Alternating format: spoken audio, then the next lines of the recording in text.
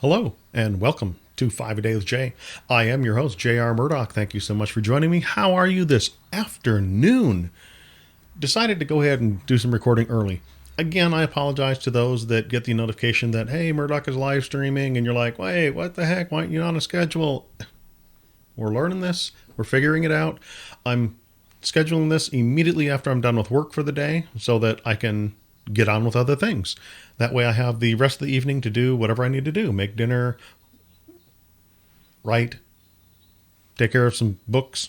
That way this is done, over. I'm going to try and do these earlier in the afternoon. That's kind of my plan right now, is to get done with work, sitting at the work computer, turn, boom, get to the writing computer, do the 5 A Day with Jay, get everything uploaded and be done. That way, after 5 o'clock, I have the rest of the evening to do whatever I need to do. Spend time with the missus, go grocery shopping, life things, or writing things.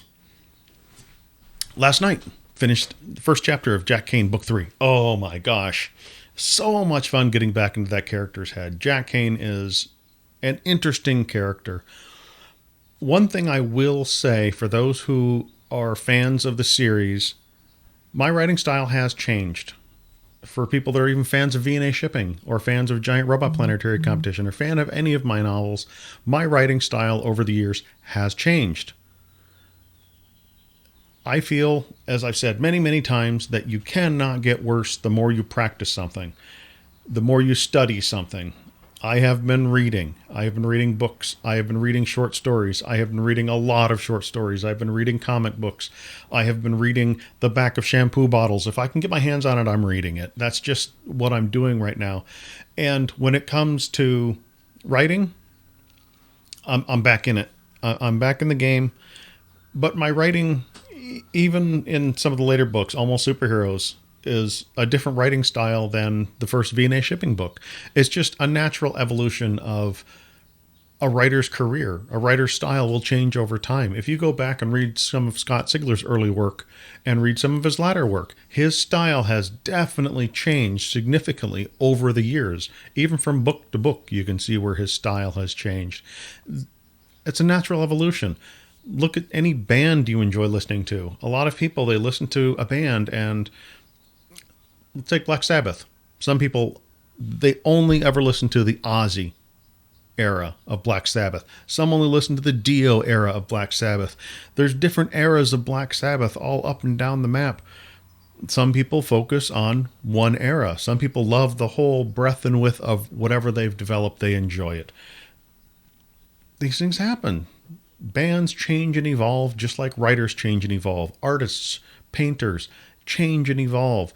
You try different things. You see what you enjoy, what works. Your brain changes as you get older, and your style will change as you get older. That's just a natural evolution of an artist, any artist. And the more you practice your art, the more you refine your art, the better you're going to get at it. That's, again, you can't get worse. If you're practicing every day or regularly, and you're studying and learning more about your craft, you're going to get better. I really feel that what I'm writing in Jack Kane is some of the best writing I've ever done. I'm excited about that. I know I need to go back and do some cleanup work on the chapter. I'm waiting for Mike Plested to see what he thinks about the first chapter, see if he likes where it's going. One of the things I did mention is a lot of my books, the characters talk a lot. This first chapter in Jack Kane, one of the things I tried to do was, because Jack is by himself, limit the dialogue. Let's see where it goes. If I limit the dialogue because Jack is by himself in the yard working on something, let's just spend some time in Jack's head. And it was fun. It was fun. Yes, there is conversation and interaction with Betsy and Betsy's father in the chapter. Moving things right along. Things with Jack Kane book, they progress quickly. Just the way the books are. They're fun. They're fun that way.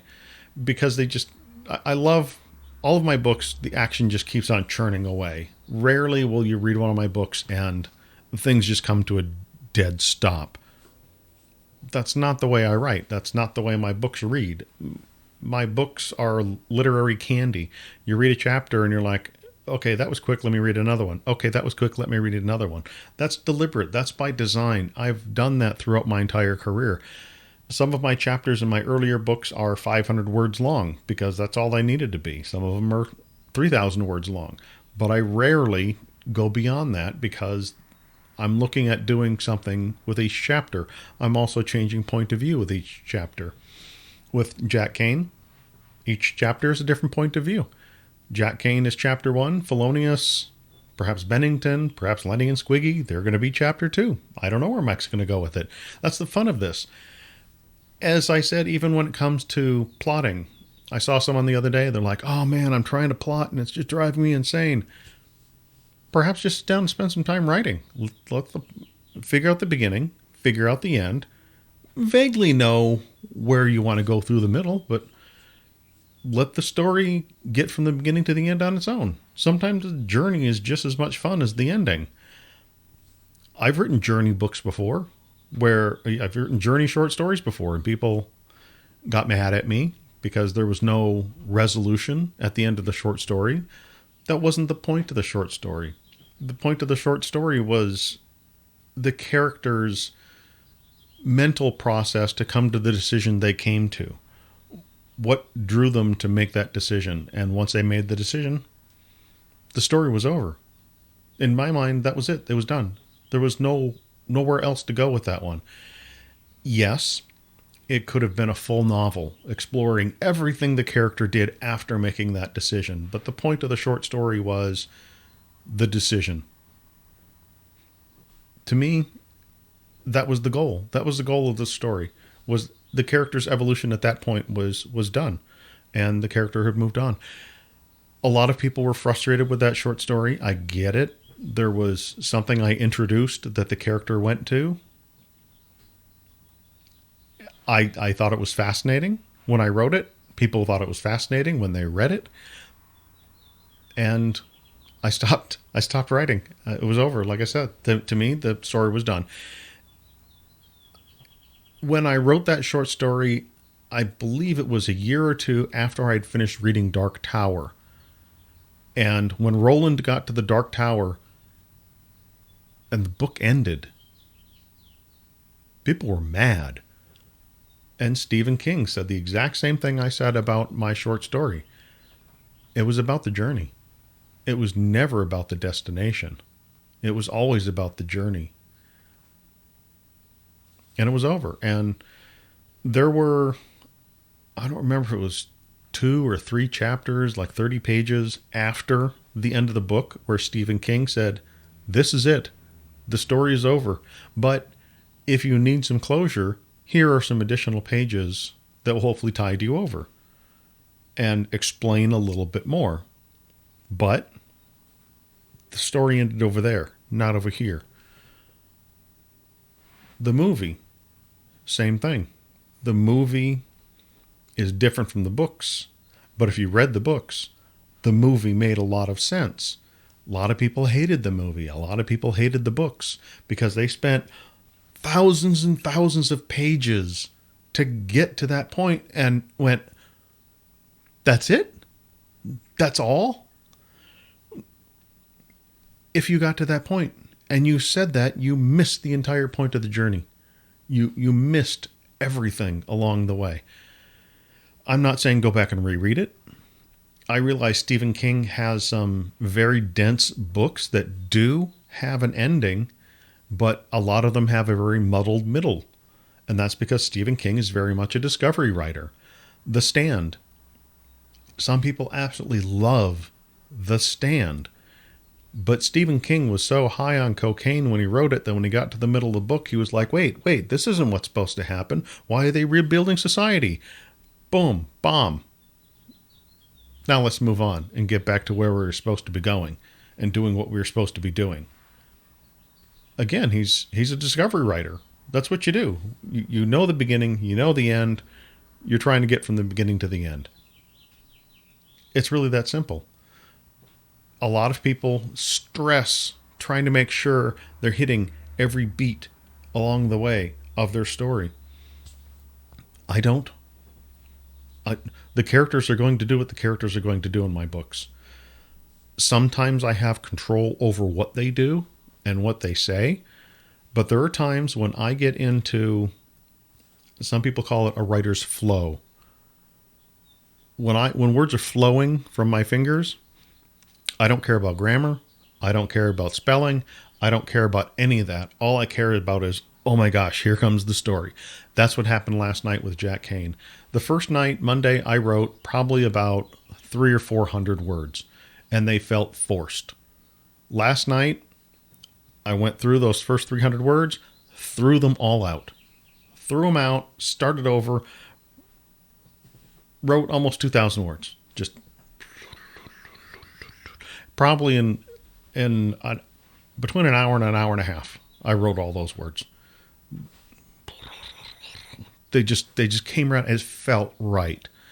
The second time through, it felt right when I wrote that chapter. And now I'm back in the headspace of Jack Kane, and I'm ready to plug on forward and move this. The only things that slowed me down last night was I needed to look up who was the president in that era. I needed to look up who was the mayor. And I needed to look up some training information that I needed to include. If you're in flow, insert train information here. Find president's name. Find mayor's name. And write. I should have just kept on plugging away. But for me, I got to a point where it's like, okay, I need to know this individual's name in order to keep going forward. I know exactly where it is. Got it. Took me 2 seconds to look up. I had no desire to do any other research other than look up a name. If you need to research how a combustion engine works so you can include it in your story, you could very easily fall down a rabbit hole.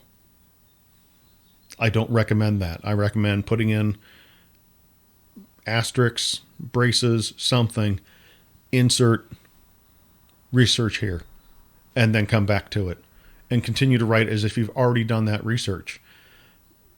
When a reader comes through, they're not going to know that you inserted it later unless you do like Dan Brown did in Angels and Demons.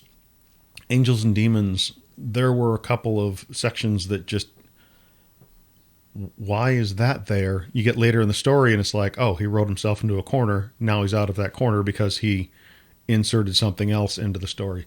But it wasn't research. I'm sure Dan Brown did a significant amount of research into what he was doing before he wrote that book. He had plot issues that he needed to correct and did some correction.